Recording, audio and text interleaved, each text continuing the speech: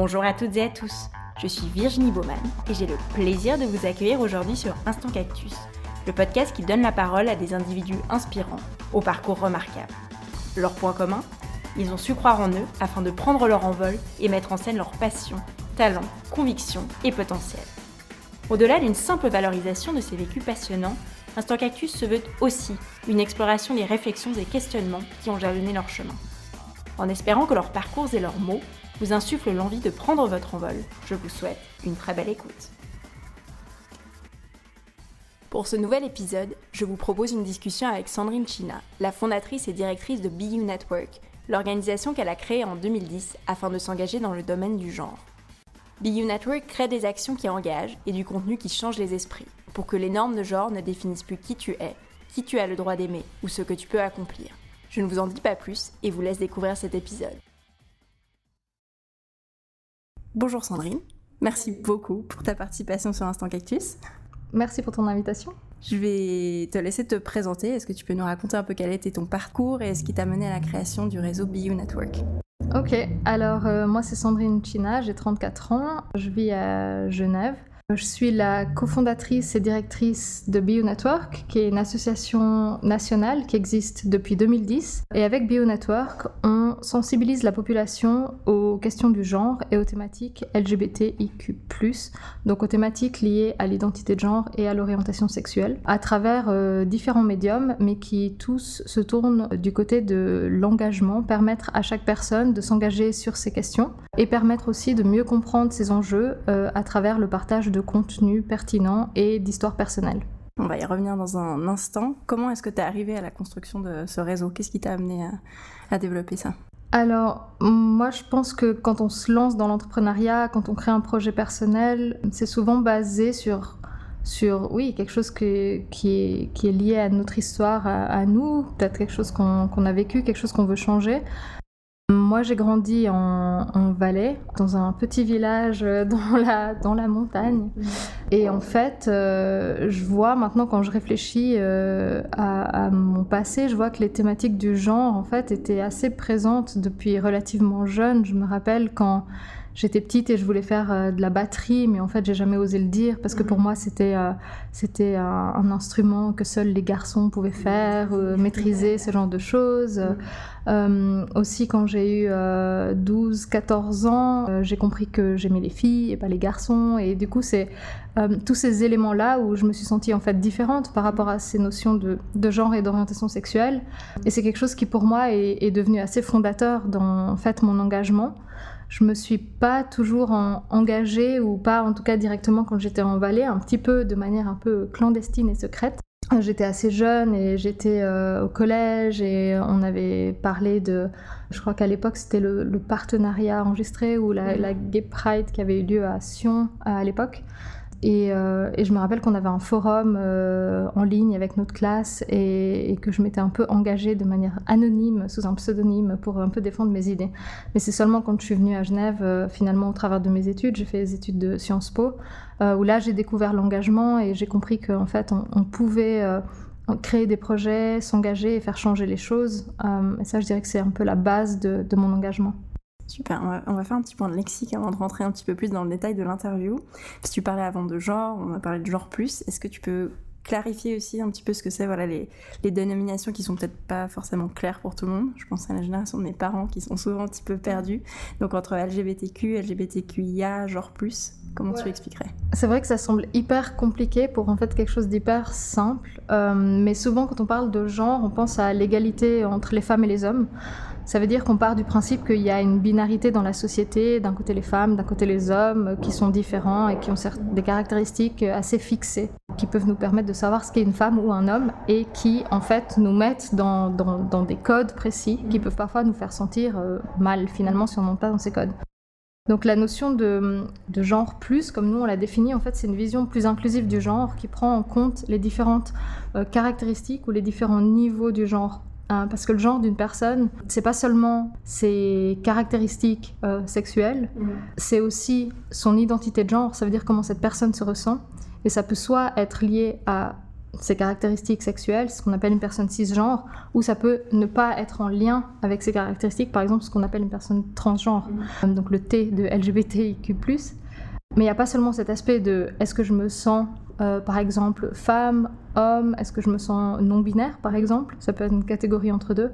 Il y a aussi l'expression de mon genre, ce qu'on appelle l'expression de genre, dans la manière dont je vis mon genre, comment la société va me percevoir. Et il y a finalement l'orientation sexuelle, donc ça c'est quelque chose qui est en général plus connu, c'est par qui je vais être attirée, de qui je vais tomber amoureux.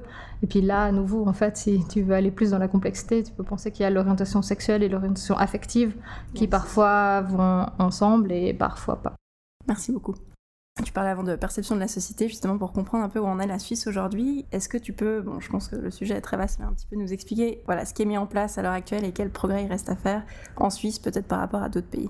Ouais, c'est sûr que depuis le début de mon engagement en 2010, les choses, elles ont extrêmement changé. Quand moi j'ai commencé et qu'on a créé Bio Network avec un groupe de jeunes de toute la Suisse, on a commencé à chercher des fonds pour le projet, puis quand on a approché la Confédération pour lever de l'argent, on nous a dit de les approcher sous l'angle de la jeunesse. On était un groupe de jeunes qui voulions créer un projet qui rassemble des jeunes en Suisse, qui s'engagent sur les thématiques LGBTIQ+.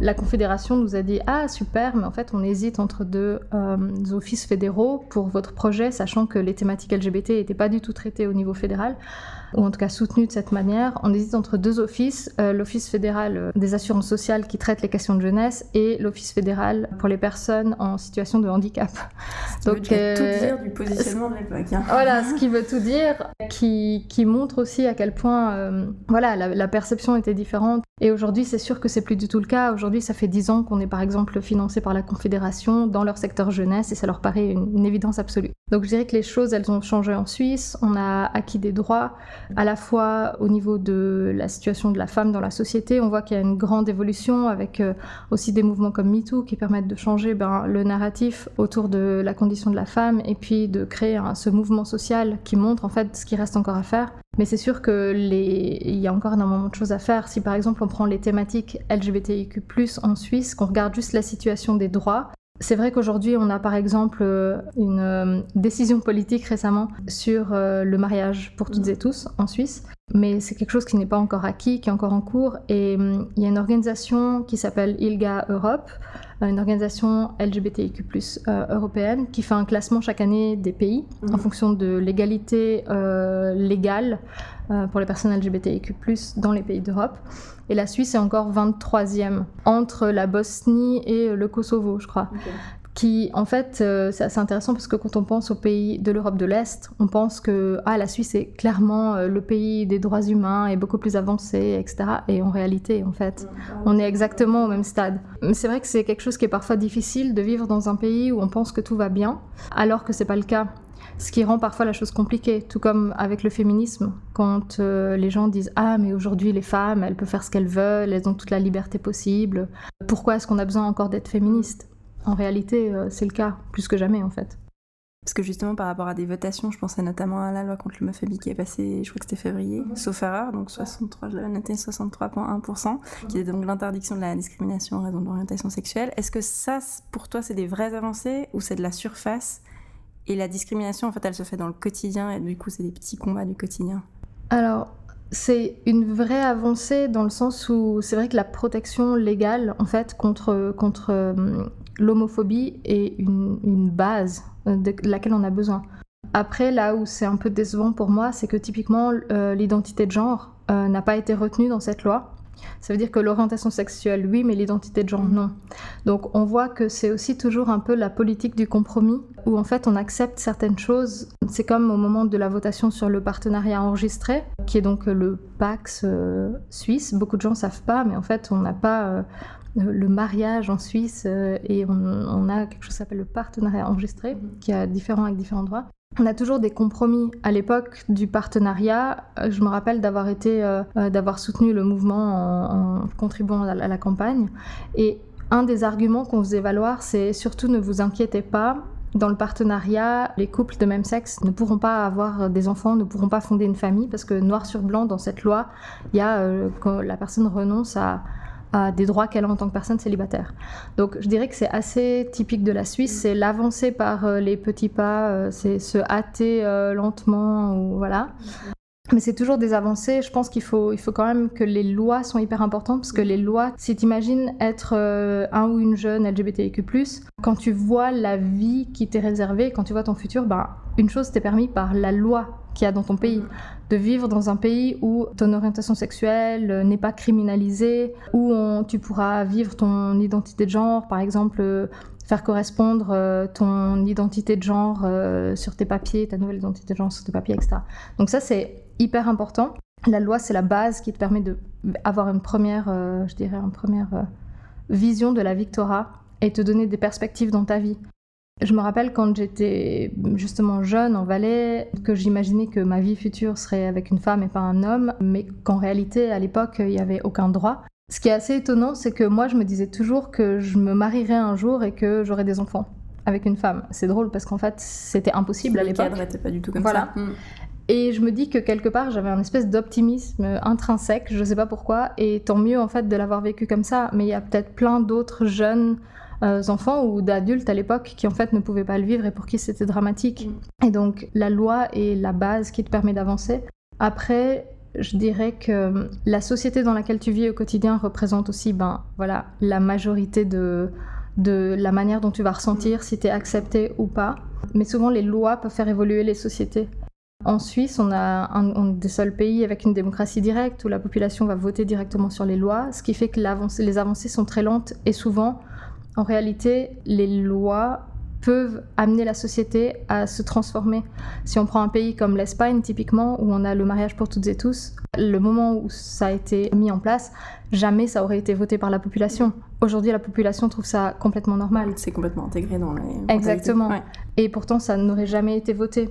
Donc je pense qu'il y a aussi cette responsabilité de la loi de protéger en fait le plus faible et le plus vulnérable et la minorité. Et en fait, dans une démocratie directe, en fait, je suis assez d'accord avec l'avis de la notion de tyrannie de la majorité. Demander à une majorité de protéger une minorité, en fait, c'est toujours quelque chose de complexe, comme quand on a demandé aux hommes de voter pour autoriser le vote des femmes. Complètement. Et oui, c'est vrai qu'en fait, juste je fais un aparté, mais en préparant l'interview, je me disais en fait, c'est socialement pas accepté de dire des choses comme nègre, enfin des choses racistes, alors pourquoi est-ce qu'il y a encore des gens qui disent gouine, pédale, fiotte, grande folle, enfin, je l'entends encore hyper souvent, et moi ça va pas enfin ça m'agresse pas directement, mais ça m'agresse quand même l'oreille, et je me dis mais c'est juste dingue, parce qu'en fait c'est de la discrimination du quotidien, et les gens disent soi-disant ça pour rire, mais en fait non, c'est une agression personnelle hyper directe, quoi. Ouais. L'autre jour encore, je l'ai entendu, je me suis dit c'est juste dingue en fait, en 2020, c'est juste... Et c'est pas forcément des gens âgés, hein, c'est aussi des gens assez jeunes. Donc, ouais. C'est ça. Sur notre blog, on a un article fait par une blogueuse pour BioNetwork qui s'appelle « L'égalité est un droit, elle n'est pas une opinion ». Ou un truc comme ça. Et je trouve que c'est hyper intéressant en fait cette idée que aujourd'hui il y a les gens qui disent encore par exemple des insultes, probablement de moins en moins. En tout cas moi dans la manière dont je vis les choses, j'ai des souvenirs de m'être fait traiter de mots comme gouine ou même lesbienne que les gens utilisaient comme insultes dans la rue ouvertement par des gens qui criaient ces mots, voilà. Alors que c'est quelque chose qui arrive plus du tout. Mais par contre, les gens se permettent encore de donner leur opinion, typiquement sur le fait que est-ce que je devrais ou pas avoir des enfants. Et en fait, pour moi, est-ce que c'est une opinion ou est-ce que c'est un droit et qu'est-ce que c'est l'égalité ? Et à quel point les gens, par exemple, se sentent autorisés à donner leur avis sur le mariage pour tous. Par exemple, ma femme et moi qui venons de nous marier l'année dernière, en fait, c'est quelque chose qui est extrêmement violent, mais que les gens prennent comme une opinion, en fait. Et ça, pour moi, c'est une forme de violence, en fait, qu'on peut vivre. Complètement, parce qu'en plus, c'est se donner le droit d'émettre une opinion sur quelque chose qui ne les concerne pas et qui ne les regarde pas du tout. Enfin, c'est intime, en fait, ça vous concerne vous, ça les concerne pas. Exactement. Ce qui me mène à ma question suivante, qui était que la discrimination est souvent nourrie par les stéréotypes. Et c'est sur ce sujet que tu avais pris la parole, je crois, lors d'un TEDx en 2013. Est-ce que tu peux nous dire un petit peu plus sur l'influence du stéréotype dans le quotidien ? Déjà, un truc super intéressant avec ce TED, c'est que en fait, c'était en 2013 et que c'était à une époque en fait où, quand je regarde le TED maintenant, je me dis qu'en fait, il n'est pas du tout inclusif, parce que je parle de manière complètement binaire. En fait, je parle des homosexuels versus des hétérosexuels. Et je considère pas la diversité du tout des thématiques LGBTIQ+. J'ai une totale binarité. Et en fait, c'est pas qu'à l'époque j'avais une vision binaire, c'est qu'à l'époque, les gens n'auraient pas compris une vision plus inclusive.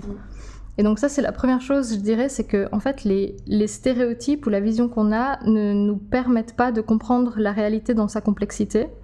Et dans un sens, c'est à ça que servent des stéréotypes. C'est à simplifier notre vision du monde. C'est ça que j'explique aussi dans le TED. C'est normal de faire des raccourcis, en fait, tout le monde en fait. Mais je dirais que les stéréotypes aujourd'hui sont en train de tomber petit à petit. Par exemple, des stéréotypes sur qu'est-ce qu'une femme.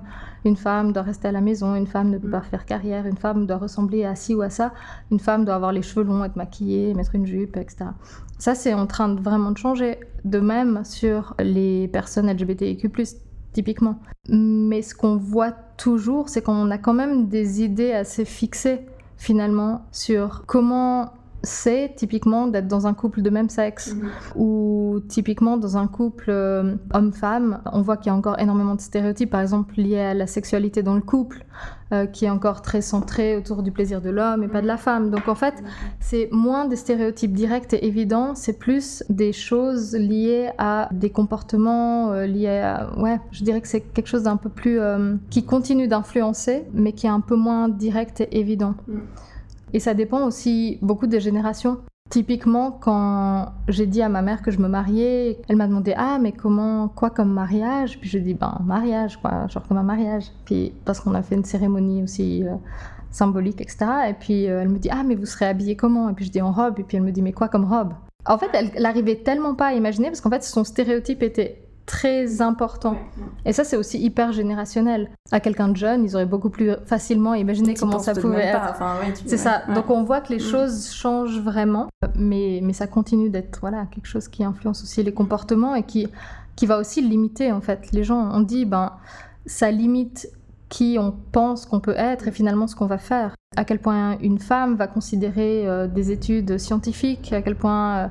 et on voit que c'est toujours pas le cas, qu'il y a toujours moins de filles, ou en tout cas il y a beaucoup de filles maintenant qui osent peut-être, mais qui n'ont pas les mêmes chances, parce qu'on va penser qu'elles seront moins bonnes en fait que les hommes dans ces domaines-là, par exemple.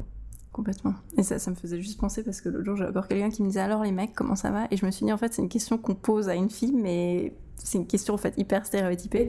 Parce que ça pourrait être « Alors comment ça va les relations en ce moment ?» Enfin, il n'y a pas besoin que ce soit forcément c'est ça. Hyper... Enfin, oui, une fois encore, ça passe par le langage. C'est exactement. Et ça, c'est hyper limitant, parce que si tu dis « Ah, alors avec les mecs, machin », cette personne ne va pas oser du coup en parler. Ou alors il faut être sacrément c'est ça. bold, quoi. Sur le moment, faut... Exactement. On a fait justement avec BioNetwork il y a quelques années une vidéo pour Ciné Transat, donc festival de films en plein air, qui était un petit mini clip comme ça, avec justement 3 filles dans un bar qui regardent passer des gens dans la rue, et une fille demande à l'autre « Ah, alors toi les mecs ?» Et puis ensuite elle dit « Ah, ou les filles en fait ?» Et voilà, tout est dit. En fait, c'est à travers le langage, on peut changer beaucoup de choses. En fait, c'est souvent de montrer son ouverture qui va compter et qui va donner la possibilité à la personne de s'exprimer et de vivre les choses. Et de pas toujours s'attendre à ce que les personnes LGBTIQ+, aient le courage, toujours, tous les jours, en fait, de vivre librement qui elles sont face à des barrières, en fait. C'est pas toujours simple. Ni l'envie toujours d'éduquer les gens aussi. Et tu penses qu'au-delà de ces stéréotypes, qu'est-ce qui vient nourrir en fait cette discrimination ? Est-ce que c'est des tabous, de l'incompréhension, de la peur de la différence ? C'est un peu tout ça. Je pense que c'est l'éducation dans laquelle on manque encore d'informations, le manque d'informations. Le stéréotype, c'est la vision la plus simple de quelqu'un, c'est dire un groupe est comme ça. Donc déjà, c'est pas voir les personnes dans leur individualité. Moi, ce que je dis toujours aux gens qui disent « Ah, mais... j'y connais rien sur les personnes non-binaires, si je suis en face d'une personne non-binaire, je sais pas trop, je comprends pas trop et tout. » Et en fait, moi, ce que je leur dis, c'est en réalité, vous pouvez toujours demander à la personne de vous expliquer, et au final, comment la personne se définit, en fait, c'est sa réalité et c'est ça qu'il faut accepter. En fait, il n'y a pas tellement à se poser des questions sur « je comprends pas ce que ça signifie, je comprends pas comment je dois accepter, je sais pas ce que c'est... » En fait, finalement, si la personne se définit d'une certaine manière et que elle, ça lui convient, alors toi, accepte cette réalité-là. En fait, quand on n'est pas concerné par quelque chose, on peut jamais parler de cette chose ni savoir ce que c'est. Moi, en tant que personne blanche, je pourrais jamais savoir ce que ça fait d'être une personne racisée, d'être une personne noire et de marcher dans la rue en Suisse. J'en ai aucune idée. Des problématiques d'emploi ou autre. Exactement. Ouais. Et je pourrais jamais remettre en question la parole d'une personne concernée. Je pourrais que accepter ce que cette personne dit comme sa réalité. Ça, c'est le premier truc, je pense. C'est souvent, on essaye d'interpréter, de comprendre, à travers nos yeux, de percevoir la réalité de l'autre, sans en fait juste demander à l'autre de nous parler de sa réalité. C'est le premier truc. Une autre chose, c'est, je dirais, le manque de représentation. Encore aujourd'hui, il y a de plus en plus de représentation de la diversité. On voit que les nouvelles générations, génération Z, ils ont une vision tout autre en fait du genre. Même que moi, typiquement, qui suis génération Y, où j'ai encore cette notion de LGBTIQ+, et la nouvelle génération, je parlais encore à ma petite cousine il n'y a pas très longtemps, elle me dit « Ah, ma meilleure amie est pan ». C'est ça, genre la nouvelle manière d'être queer, etc. Donc c'est tous ces nouveaux mots et cette manière d'être où le genre est beaucoup plus fluide, où il y a des sondages... Paradoxalement, il y a moins de cases aussi dans le genre. C'est ça, et il y a des sondages qui ont été faits. En gros, on disait toujours c'est à peu près 10% de la population qui est LGBTIQ+, si on regroupe tout. Et là, il y a des sondages qui ont été faits aux États-Unis récemment sur la génération Z. Et c'était à peu près 30% de ces jeunes qui se reconnaissent comme non hétérosexuels. Je trouve ça assez fou en fait, parce que en fait pour eux c'est pas vraiment un tabou, donc si ils sont en questionnement ils vont dire ah ouais bon je sais pas trop et ça c'est vraiment énormément de changement. Donc je dirais d'avoir de plus en plus de représentation. Clairement on voit aide ces générations, mais c'est pour ça que c'est important que énormément de gens continuent à faire énormément de choses sur ces domaines, qu'on ait de plus en plus de personnes qui parlent de ces thèmes, qui montrent la diversité aussi de ces communautés. Et c'est pour ça que l'année dernière, on a créé justement Bowie, qui est le premier incubateur en Suisse pour les personnes qui portent des projets entrepreneuriaux dans le domaine du genre plus. Pour nous, l'idée, c'était de se dire, il y a plein de gens qui lancent plein de projets, qui peuvent être justement ces acteurs de changement, qui peuvent donner cette visibilité et toucher à des sujets desquels on ne parle pas encore assez. Et puis, pour nous, de les soutenir, en fait, c'est ça qui était important. On pense que ça peut vraiment faire changer les choses. Du coup, vu qu'on a enchaîné sur les activités de BU Network, est-ce que tu peux nous dire un petit peu plus sur vos axes d'action et puis vos projets? Voilà, tu as parlé de Bowie. Alors, on a principalement deux axes, comme je l'ai expliqué avant. On a à la fois l'axe de donner de l'information à travers un blog, puisqu'en fait, l'information, la compréhension qui passe par des témoignages personnels de femmes, de personnes LGBTIQ+, qui vont parler de thèmes divers qui les touchent, des choses qu'ils ont vécues, pour justement essayer de sensibiliser la population à ce que ces personnes vivent au quotidien. Donc le but, ça s'adresse, l'audience, on va dire la cible, c'est plutôt une audience qui n'est pas sensibilisée à ces thèmes, ou c'est au contraire justement de partager des vécus pour des personnes qui ont la même sensibilité? Alors, c'est les deux. C'est à la fois sensibiliser les personnes qui ne le vivent pas pour mieux comprendre ces vécus, que ce soit dans la communauté ou hors de la communauté. Moi, mon vécu en tant que femme cisgenre lesbienne n'est pas le même qu'un mec trans. Typiquement, donc déjà à l'intérieur de la communauté, il y a ces échanges. Et ça peut être aussi face à, par exemple, des personnes plus jeunes qui se cherchent encore, qui peuvent lire certains témoignages et se dire « Ah en fait ça me parle, en fait je me sens représentée, si cette personne a vécu ça aussi, peut-être que ce que je vis est légitime et fait du sens ». Et on a eu le témoignage justement il n'y a pas trop longtemps d'une fille de 17 ans qui nous disait « votre dernier article en fait m'a fait hyper du bien parce que c'est exactement ce que je vis et puis c'est cool en fait de le lire et de voir que en fait, cette personne le vit bien, et puis c'est cool, et puis voilà. Donc, peut-être que j'y arriverai aussi. Exactement. Ouais. Et ça, c'est vraiment chouette. Ça, c'est le premier axe, partage de contenu. Et le deuxième axe, c'est l'incubateur Bowie. Donc, c'est le soutien aux personnes qui s'engagent dans le domaine du genre plus. On a voulu créer un incubateur de projets entrepreneuriaux, parce qu'on a vu qu'il y a plein de choses qui se faisaient, mais qu'en fait, ces projets trouvaient difficilement en fait, du soutien dans la voie classique de l'entrepreneuriat, ce soit des incubateurs ou alors des personnes qui ne savaient pas trop comment se lancer, ne savaient pas trop comment financer leurs projets.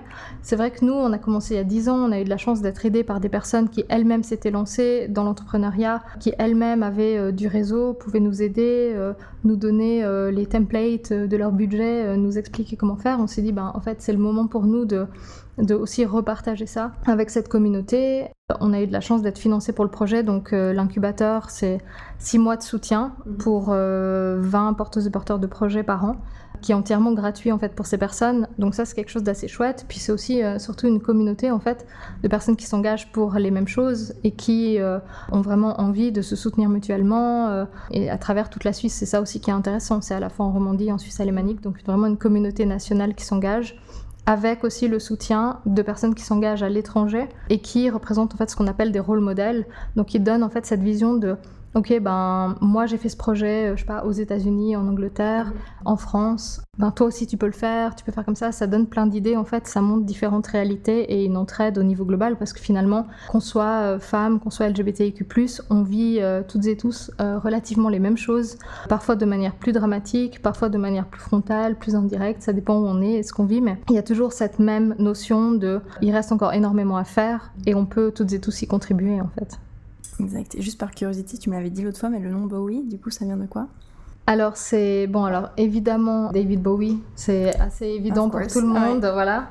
Avec sa remise en question, voilà, du genre, de l'expression de genre, son côté très androgyne, etc. Et aussi le nom Bowie, c'est un acronyme pour les 5 valeurs de l'incubateur, qui sont bold, open, wild, innovative et empowering, qui sont donc les 5 valeurs qu'on essaye de promouvoir à travers l'incubateur et à travers lesquelles, et les valeurs qu'on essaye d'amener au projet.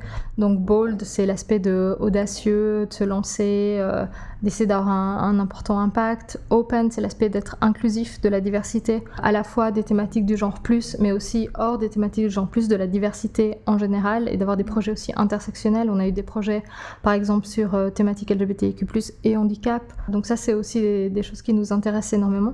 Wild, c'est des projets différents qui créent le changement de manière inattendue. Innovative, de manière innovante, jamais vue. Et empowering, qui permettent à toute personne de changer les choses et de s'engager pour ces thématiques. Donc des projets qui vont être en mode vraiment de empowerment pour la population. Super, merci. Et sans faire de la publicité pour un projet en particulier, est-ce que tu as 2-3 exemples de projets justement qui ont été déclencheurs de changement, qui sont innovants ? Par exemple, dans la nouvelle volée qu'on accompagne là, donc là, Bowie est en cours jusqu'à novembre cette année. Dans la nouvelle volée, il y a par exemple un projet de salon de coiffure / barbershop inclusif qui part de l'idée que en fait c'est compliqué quand on a envie juste d'avoir une coupe de cheveux comme on a envie de l'avoir et puis qu'on a une certaine expression de genre qui fait que on va être perçu comme une femme ou un homme et qu'au final on n'ose pas demander les choses. On va nous proposer des choses assez classiques. J'imagine que vous êtes une femme, on va vous faire un petit carré, un petit machin. En fait non, je voulais que vous me rasiez la moitié de la tête et en fait voilà, ou j'en sais rien, ou inversement. Et en fait c'est intéressant ce projet parce que c'est à quel point l'inclusion et la représentation peut passer par quelque chose d'aussi simple que en fait un endroit où on peut se faire couper les cheveux ou un barbershop, quelque chose auquel on pense pas forcément, mais qui montre justement tous ces stéréotypes et ces limitations qu'on a au quotidien et qui peuvent véritablement faire que les gens se sentent bien dans leur vie et dans leur corps. Et ça, c'est super important.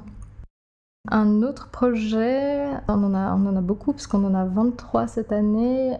Il y a par exemple un groupe qui crée un projet autour de la non-binarité avec, j'ai les mots en anglais, donc les gens qui sont gender non-conforming, qui en fait créent un espace pour ces personnes pour se retrouver et explorer en fait leur genre de manière libre dans une communauté qui est safe, qui est assez proche de l'autre projet et qui pourrait par exemple amener une collaboration entre les deux projets. Donc c'est ça aussi qu'on essaye de faire, c'est de se dire à quel point ces personnes qui peut-être se seraient jamais rencontrées, entre quelqu'un qui est basé en Valais, qui habite à Lausanne, et un autre projet qui est à Zurich, en fait, créer ces synergies entre les projets. Sur une toute autre note, on a un projet porté par une femme qui est comptable de profession et qui, en fait, crée une plateforme pour donner des outils aux femmes sur la gestion financière. On voit que l'accès aux outils financiers, c'est encore vu comme quelque chose de très masculin. On a encore dans les couples souvent plus l'homme qui va gérer l'aspect financier. Quand on pense aux investissements, il y a encore toujours moins de femmes qui pensent à ça, etc. Et ça, c'est quelque chose qui est très stéréotypé et en fait qui ne fait aucun sens. Les femmes sont tout à fait autant capables et peuvent tout à fait avoir autant un intérêt à réfléchir à ces questions-là et à prendre ces choses en main. Et c'est vrai que dans notre génération, c'est peut-être quelque chose qui est de plus en plus évident, mais dans les générations, par exemple, de nos parents, c'est quelque chose qui est encore vraiment, qui était un grand fossé entre les hommes et les femmes, et qui a fait que beaucoup de femmes, au moment où typiquement elles voudraient se séparer, par exemple, de leur mari, c'est une limitation. Parce que, par exemple, ces personnes n'ont jamais géré l'argent de la famille, etc. Et typiquement, ça, c'était le cas dans ma famille. Et finalement, c'est assez fondamental, en fait, pour assurer sa sécurité et son avenir. Son indépendance, oui, en fait. Et son indépendance. Donc ça, c'est un projet aussi que je trouve particulièrement intéressant. Complètement. Et on parlait d'innovation, je crois que vous avez aussi développé un hackathon. Est-ce que c'est quelque chose que vous allez répéter ? Alors, c'est un projet qui a eu lieu sur les 3 dernières années, sous différentes formes. Donc, on a fait l'année dernière le Swiss Gender Hackathon. Donc, c'était rassembler des actrices et acteurs du domaine du genre en Suisse, mais à différents niveaux, que ce soit au niveau politique, au niveau média, au niveau associatif, jeunesse, même religion, etc. Et l'idée, c'était de mettre ensemble toutes ces personnes et de créer des synergies, voir ce qui reste encore à faire en Suisse, et de voir si, en fait, à travers les différents niveaux, on arrive à créer des synergies et des innovations. Il y a des projets très intéressants qui sont sortis de ce hackathon. Et puis cette année, là, ça devait avoir lieu en mars, mais avec le Covid, ça a dû être déplacé, ce sera fin octobre.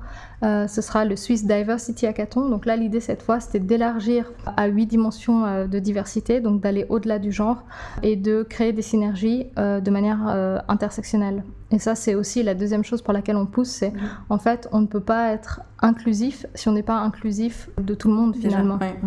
Et c'est ça.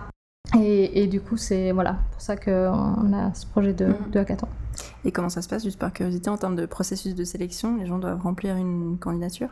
Alors, à la base, c'est un événement sur invitation. Donc, nous, on va regarder déjà des personnes qui sont particulièrement actives dans ces domaines. En Suisse, on va les contacter. Et après, ces personnes peuvent recommander aussi d'autres personnes. Donc, ça se passe comme ça. Le but, c'est d'avoir une vraiment bonne diversité, typiquement pour le Swiss Diversity Hackathon, entre les différents thèmes de diversité. On ne veut pas une surreprésentation d'un thème sur un autre. Donc, il y a aussi de la sélection à ce niveau-là. Et puis, on a aussi toute la notion des langues, qui complique évidemment tout en Suisse. Du coup, c'est en plus... On est si mauvais en allemand. Donc... C'est ça, donc c'est un événement qui est à la fois multitopique et multilingue, avec environ 100 personnes et avec différentes étapes dans la journée pour permettre l'innovation. Donc on a d'abord toujours une phase où on établit les enjeux et les problématiques de notre domaine avec différentes personnes qu'on ne connaît pas, mais on est dans le même domaine. Et ensuite, on va être envoyé sur une table où on est dans un tout autre domaine et on met notre lunette de ce qu'on appelle le Fresh Brain. Le premier, c'est Expert Brain, c'est je parle de ce que je connais. Le deuxième, c'est Fresh Brain, je ne connais pas et j'amène justement mes idées du fait que je ne connaisse pas, j'ai une vision tout autre et j'amène l'innovation. La vraie innovation, c'est quand on parle de quelque chose qu'on connaît pas forcément et on pense de manière totalement différente et on n'est pas toujours dans notre voie. Et ensuite, on revient à notre place et là, on voit ce que les Fresh Brain ont amené à notre perspective et là, on développe l'innovation. Et donc ça, c'est aussi un modèle un peu qu'on a créé, qui est vraiment assez passionnant. Cette année, avec le Covid, l'événement sera en ligne, donc on verra comment ça va se passer. J'imagine, on a fait déjà là tout le lancement de Bowie cette année complètement en ligne, avec des gens qui sont un peu partout, à la fois en Suisse et aussi dans le monde. Du coup, a priori, ça se passe bien, donc voilà, je me réjouis aussi de voir comment ça va se passer, mais j'ai assez confiance. Et en termes de vie, donc de l'organisation, donc toi tu as créé Be You Network. Comment ça se passe maintenant? Est-ce que tu es entourée, j'imagine, vu le nombre de projets que vous mettez sur pied? Ouais, alors on est 5 dans l'équipe. Heureusement qu'on est 5, parce qu'en fait on a effectivement beaucoup de projets et 5 en fait c'est pas beaucoup. On a aussi la chance d'avoir des bénévoles qui nous soutiennent pour la mise en place de projets. Donc ça c'est vraiment chouette. C'est vrai que quand on voit tout ce qu'on fait, des fois on se demande comment on peut faire ça à 5, mais au final ça a l'air de fonctionner. Mais oui, c'était important pour moi aussi de créer une équipe autour de ce projet. C'est vrai que quand on a commencé, on était vraiment un groupe de jeunes, on savait pas vraiment ce qu'on faisait, mais on savait assez rapidement qu'on voulait professionnaliser l'organisation et que en fait, si on voulait créer un changement, il fallait une structure solide qui puisse perdurer en fait au fil des années. Et pour ça, il faut aussi une équipe et des gens qui sont comités et qui travaillent pour l'organisation. C'est pour ça que la professionnalisation, c'est aussi quelque chose de quel on parle beaucoup dans l'incubateur Bowie avec les projets. Souvent, les projets disent « Ah, mais moi, je veux amener le changement et je veux pas réfléchir à ça comme un job. Je veux pas nécessairement avoir de l'argent à travers ça. » Et en réalité, ce que nous, on leur dit, c'est il y a 90% des projets entrepreneuriaux qui passent pas le cap des 18 mois. Si on veut tenir sur la durée, il faut à la fois quelque chose qui réellement nous touche. On dit tomber amoureux de son problème et pas de sa solution. La solution, elle va changer tout le temps, mais il faut vraiment un problème qui nous porte. Et ensuite, il faut se donner les moyens de pouvoir passer du temps dessus. Et c'est vrai que si on ne gagne pas notre vie à travers ces projets, si on ne peut pas créer une structure solide, souvent les projets durent quelques temps et ensuite vont s'arrêter. Ils vont s'essouffler par faute. Exactement. Et par faute de temps, si on doit travailler à côté, etc. Donc oui, avoir une équipe professionnelle, c'est important. Ouais. Et tu parlais de financement et tu l'évoquais au tout début, la façon dont vous êtes financé. Est-ce que vous avez d'autres structures de soutien qui vous accompagnent ou comment ça se passe ? Alors on a de la chance d'avoir des partenaires assez de longue date. On est organisé sous la forme d'une association reconnue d'utilité publique. Donc on est financé majoritairement par des subventions à la fois d'institutions publiques et de fondations privées, notamment la Confédération, la Ville de Genève, l'État de Genève, au niveau public. Et puis au niveau privé, on a aussi une fondation de Zurich qui s'appelle la Fondation Mercator, par exemple, qui est une fondation d'entreprise. On a la Fondation Gandur pour la jeunesse. Donc surtout des choses au niveau de la jeunesse et au niveau de l'inclusion, autour du genre et au niveau de l'égalité. Et on est en train de réfléchir aussi à quel nouveau modèle on pourrait mettre en place pour la suite de l'incubateur. C'est sûr que se financer sur des subventions publiques, c'est assez génial parce que ça permet de lancer des projets, de payer à la place des porteuses et porteurs de projets. Mais on doit réfléchir à comment est-ce qu'on peut assurer la durabilité de l'incubateur et de nos projets dans le long terme, sachant que des subventions, en général, c'est maximum 3 ans et ensuite on doit toujours tout recommencer. Donc ça, c'est quelque chose auquel maintenant on réfléchit beaucoup. Et en fait, on est dans la phase pilote de Bowie, là, 2019-2021. Et l'idée, c'est d'utiliser la fin de la phase pilote plus la suite pour lancer un peu Bowie sous un nouveau modèle qui puisse être plus durable aussi dans le temps et en partie cofinancé d'autres façons. Et à l'heure actuelle, est-ce que vous arrivez à mesurer votre impact de manière assez concrète ou c'est encore difficile ? L'impact direct sur les porteuses et porteurs de projets est vraiment facile à mesurer aussi parce que nous, l'impact, c'est quelque chose qui nous drive, quoi. C'est quelque chose qu'on mesure et je dirais, c'est pas la peine de créer un projet d'entrepreneuriat social si on mesure pas son impact, parce qu'on fait les choses mais on sait pas pourquoi. Ouais. Exactement. Pour nous, c'est quelque chose qu'on fait depuis le début et on voit par rapport porteuses et porteurs de projets entre le moment où ils commencent et le moment où ils terminent les 6 mois. Une partie du projet a été réalisée, le projet est sur place. Il n'y a évidemment pas tout le monde qui va réussir à terminer, et ça c'est absolument naturel en fait dans n'importe quel incubateur. Mais on voit vraiment l'impact qu'on peut générer. Et ensuite, nous, on essaye aussi de pousser les projets à mesurer eux leur impact sur directement leurs bénéficiaires. Et donc ça, c'est quelque chose que nous, on essaye aussi de suivre et d'essayer de quantifier en fait cet impact. Et ça, c'est assez difficile, j'imagine, selon quoi ? Ça, c'est compliqué parce que chaque projet aura un impact différent. Donc il y a des projets qui vont regarder plutôt, c'est de la sensibilisation, donc combien de personnes ont été informées par leur projet à travers les différentes plateformes où ils se sont diffusés. D'autres auront eu un impact plus qualitatif sur un plus petit nombre de personnes. Alors là, ce sera plutôt quelque chose avec des questionnaires ou des interviews avec ces gens. Nous, on essaye de rassembler ça et d'avoir un peu une idée globale du nombre de personnes impactées par l'organisation et par Bowie. Ouais. Et sur le sujet de la visibilité, donc quand j'ai préparé l'interview, j'ai vu que tu avais été reconnue par le Temps comme faisant partie des 100 personnalités qui font la Suisse romande en 2020. Et tu as reçu aussi un autre prix du Graduate Institute of International Studies en 2019. Au-delà de cette visibilité, comment est-ce que tu fais connaître le réseau ? Parce que toi, forcément, tu as ta personnalité publique et tu parles de ton engagement, tu le mets en valeur. Comment est-ce que tu fais connaître le réseau au-delà de ces prix ? Alors oui, il y a toute cette reconnaissance médiatique, les différents prix qui sont une manière importante d'avoir de la crédibilité et de faire connaître nos activités. Nous, on passe énormément par les réseaux sociaux, Instagram, Facebook, ça c'est, je dirais, à peu près notre numéro 1. Et aussi le réseau qu'on a construit avec le temps, avec les différents acteurs, actrices des thématiques genre LGBTIQ+, en Suisse au fil des 10 dernières années. On a aussi un chargé de partenariat qui est en charge pour Bowie de créer des liens avec justement les rôles modèles. Donc cette campagne, chaque année, on veut mettre à peu près 50 rôles modèles d'un peu partout dans le monde en avant et leur permettre de connecter à la communauté Bowie. Donc ça, c'est aussi un réseau qui est très important et qui, avec le temps, va grandir et donner quelque chose de très riche en fait. Dans la façon dont vous communiquez, est-ce que tu différencies entre les gens qui sont déjà sensibles, ça revient à ma question tout à l'heure, ou les gens qui sont complètement étrangers au genre et est-ce que tu différencies la communication ? Alors, à travers Bowie, nous, on a décidé de se centrer sur ce qu'on appelle les multiplicateurs d'impact, c'est-à-dire des gens qui, eux, vont créer le changement. Et nous, on crée le changement donc en amont. Ça veut dire, nous, on a vu que pour transformer toute une société, il faut énormément de gens qui font énormément de choses. On dit qu'il faut à peu près 25% d'une population qui adopte un certain comportement, par exemple un comportement inclusif, pour que ce comportement se snowball dans toute la société. Et on s'est dit, c'est plus de 2 millions de personnes en Suisse, et si on étend, c'est encore plus, comment on va faire ? En fait, on va juste se mettre dans une autre étape, on va se mettre en amont, et donner un max d'outils et de réseaux, et tout ce qu'on peut, en fait, à ces personnes qui créent le changement, et essayer de booster leur impact. Donc nous, on se centre sur ces personnes-là, donc c'est des personnes qui sont sensibilisées, que ce soit à leur thème ou au thème plus large. Voilà, du genre plus en général. Et donc eux sont vraiment sensibilisés, donc nous on se base, je dirais, là-dessus, et ensuite on aide ces personnes, eux, à créer le changement et à sensibiliser un public non sensibilisé. Enfin, ça dépend de leur projet. Mais donc c'est un peu en 2 étapes, je dirais.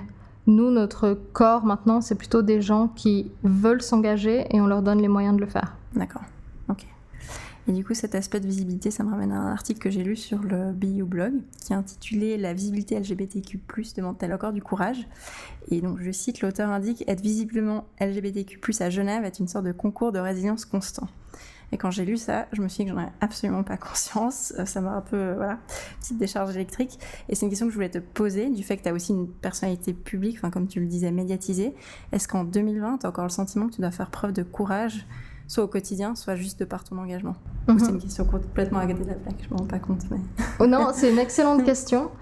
Et c'est vrai que cet article s'est beaucoup diffusé parce qu'en fait, les gens ne pensent pas à ça. C'est un peu ce que je disais avant. On dit « Ah, mais la Suisse, en fait, c'est un pays ouvert, c'est simple, c'est chill, etc. » Et en réalité, ça n'allait pas tant que ça. Et de rappeler que en fait, ça reste compliqué, c'est important. C'est assez intéressant cet article parce qu'en fait il est écrit par ma femme et du coup il y a des photos de notre mariage dedans et c'est vrai que donc ce qu'elle dit, ce qu'elle ressent, je le vis aussi vu qu'en général on n'a pas l'air gay ou lesbienne juste par nous-mêmes comme ça. C'est quand on est visiblement en couple de même sexe dans la rue, machin.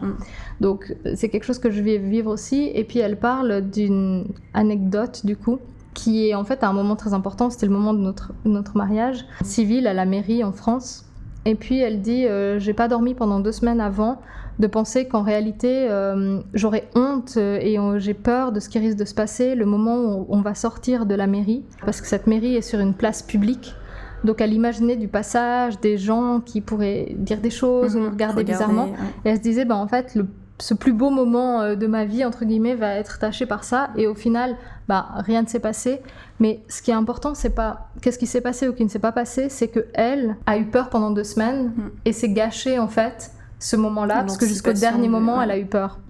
Et on dit que c'est sur ça aussi qu'il faut travailler, et c'est pour ça que nous on parle beaucoup de la notion d'allié et de la démonstrativité de son ouverture, montrer que je suis ouvert pour permettre aux jeunes et aux personnes concernées de comprendre que c'est un milieu ouvert. C'est bienveillant. C'est bienveillant et qu'il n'y a pas besoin de se stresser, parce que c'est pas du tout que les personnes LGBTIQ+, sont irrationnelles, c'est que en vivant dans une société inégalitaire, on est toujours dans cette notion de est-ce que je le dis ou pas et qu'est-ce que ça va changer. Je veux dire, moi-même, c'est mon métier. Depuis 10 ans, j'en parle dans les médias, j'en parle relativement ouvertement. Et à chaque fois que j'en parle, à chaque fois que je parle de mon métier à quelqu'un, je réfléchis à comment j'angle ce que je dis sur mon métier. Et il y a plein de fois où, par exemple, je ne vais pas parler des thématiques LGBTIQ+.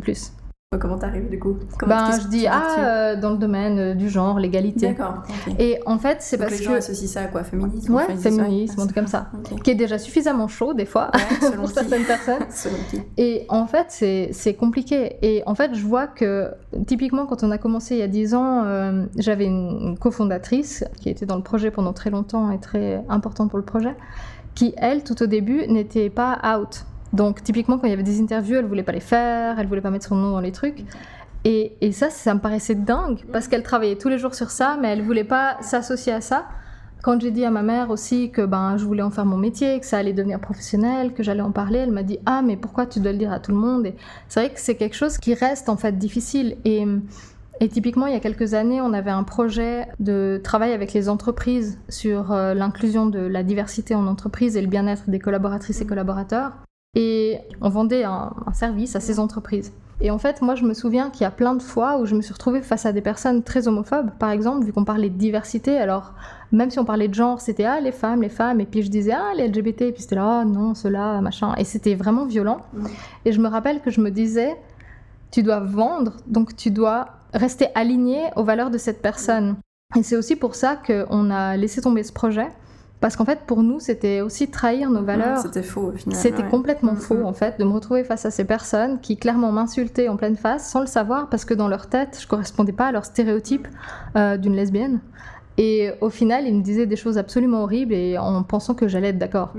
Donc voilà, ça c'est assez dramatique. Ouais, il y a encore plein de choses. Enfin, je me rends pas compte, mais j'imagine même peut-être se prendre la main. Toi, ça te semble un geste anodin, mais il y a encore plein de gens qui vont mal te regarder. Enfin, c'est fou, quoi. Justement, en fait, cet article est basé sur... Elle l'a écrit parce qu'on a participé à une campagne d'un projet Bowie, de la volée de l'année dernière, qui est créé par l'association Invisible. Et en gros, c'est un projet qui aura lieu en octobre à Genève, Parc des Bastions. Une expo photo sur les couples et les familles arc-en-ciel à Genève et l'expression ou leur vécu dans l'espace public. Comment on vit la ville, en fait, quand on a un couple, une famille arc-en-ciel. Et il y a des photos, justement, super belles, et puis des témoignages, en fait, de ces personnes. Donc ça, c'est vraiment quelque chose qui va être très intéressant, je pense, pour les gens, de découvrir, en fait, dans ces lieux dans lesquels on vit un peu tous les jours, en fait, ces personnes ne sont pas nécessairement à l'aise. Et pourquoi ? Et c'est sûr que, en fait, de penser au regard que les gens peuvent parfois avoir sur nous, au fait que quand typiquement on va présenter quelqu'un du même sexe, la personne va faire « Ah !» Genre, c'est le « A » avec trop de H à la fin. c'est hyper bizarre. Je veux dire, pourquoi cette réaction en fait ? Genre, si je te présente mon mari, c'est « bonjour », mais si je te présente ma femme, c'est « ah !» Genre, en fait, et ça c'est tout le temps, vraiment tout le temps. Et c'est tout le temps un arbitrage, et c'est pour ça que c'est particulièrement bien choisi, un arbitrage constant. Et une décision constante de est-ce que je le dis ou est-ce que je le dis pas.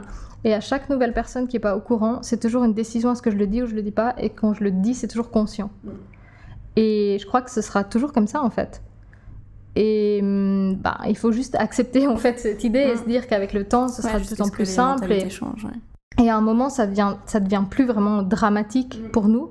Mais c'est quelque chose qui reste compliqué. Et puis les gens qui pensent souvent, mais pourquoi devoir parler de sa vie privée, ou pourquoi parler de sa sexualité, pourquoi parler de ce qu'on fait dans son lit, etc. Mais en réalité, par exemple, une personne avec qui j'en parle aussi dans un autre TED que j'ai fait, j'avais un rendez-vous avec une personne qui travaille dans une entreprise, et puis c'était un événement public, et à un moment il me présente sa femme. Puis après, on parle des thématiques LGBTIQ+, et puis je dis, mais pouvoir être out au travail, c'est important. Et puis il dit, mais pourquoi parler de choses privées au travail ? Et puis je dis, mais vous venez de me présenter votre femme.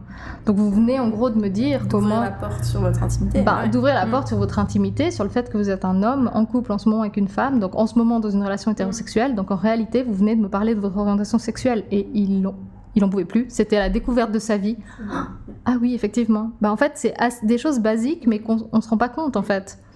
Donc, d'avoir la possibilité un jour de dire « je te présente ma femme » et que quelqu'un dise juste « ah, enchanté », oui, c'est déjà le cas, mais c'est pas le cas tout le temps, en fait. Voilà. Merci. Vu qu'on arrive à la fin, t'as parlé de la volée actuelle de Bowie, t'as parlé du hackathon qui arrive en octobre. Est-ce qu'il y a d'autres projets que tu souhaiterais partager ici ? Vous avez déjà pas mal de choses, donc. Ouais, on a déjà beaucoup de choses, mais on a effectivement un podcast qui est en préparation également. Et c'est un podcast sur les différentes identités de la communauté LGBTIQ+, à travers justement le partage d'histoires personnelles, donc comme ce qu'on fait un peu à travers le blog, mais à travers un podcast, et puis centré sur justement le coming in et le coming out. Donc coming out, c'est quand on en parle aux autres, de notre identité de genre, de notre orientation sexuelle. Et coming in, en fait, c'est quand on le comprend nous-mêmes et l'acceptons nous-mêmes. Et en fait, c'est ça qui est assez intéressant, parce qu'on a beaucoup de choses sur le coming out. On pense beaucoup au coming out, mais personne ne pense au coming in. Et en réalité, c'est la partie la plus difficile et quasiment la plus importante, parce que c'est la partie où on est seul avec nous-mêmes, face à quelque chose d'assez difficile qu'on doit accepter, souvent quand on est très jeune, et qui nous prend souvent, en fait, énormément d'années. Et donc pendant des années, il y a des jeunes qui sont seuls avec eux-mêmes, avec ça, en introspection. Et c'est à ce moment-là que d'avoir des lois inclusives, que d'avoir de la représentation, que d'avoir des gens qui vont ouvertement dire « est-ce que t'as quelqu'un, est-ce que t'as un mec, une meuf, machin. C'est à ces moments-là en fait que ça va être super important parce que pour cette personne ça va changer sa vie en fait. Et donc ce projet est assez chouette et sortira l'année prochaine. Super. Et le mot de la fin, est-ce qu'il y a un conseil que tu aurais voulu te donner quand tu as débuté avec Be You Network ou quand tu as débuté avec ton engagement au sens plus large ? Il y a plein de conseils que j'aurais voulu me donner parce qu'il y a plein d'erreurs que j'ai faites. Ça a été parfois génial, parfois dur, des succès et des échecs. Mais je crois que le conseil principal, c'est il faut croire dans ce que tu fais. Si tu ressens quelque chose au fond de toi, quelque chose que tu as envie de changer, quelque chose que tu as envie de faire, il faut juste te lancer et le faire. En fait, attendre ne sert à rien. Quand on a commencé, on n'avait aucune idée de ce qu'on faisait. Moi, j'étais encore aux études, la plupart, on était encore aux études, on n'avait jamais lancé de projet. Et il faut juste le faire, croire en soi et en fait, ne jamais abandonner. Je crois que c'est que dans la durée et en étant consistant dans ce qu'on fait qu'on crée un impact. C'est pas en essayant un petit truc et en arrêtant en essayant, c'est juste en se donnant en fait la possibilité de réussir et de changer les choses quoi, avec le temps. Merci beaucoup. Merci à toi. On arrive ainsi à la fin de cet épisode. J'espère qu'il vous a plu. Merci beaucoup Sandrine pour ta participation et ton accueil. Vous pouvez suivre Be You Network via le site beyounetwork.org ainsi que sur Instagram ou Facebook. Un grand merci à toutes et à tous pour votre écoute et je vous donne rendez-vous pour le prochain épisode.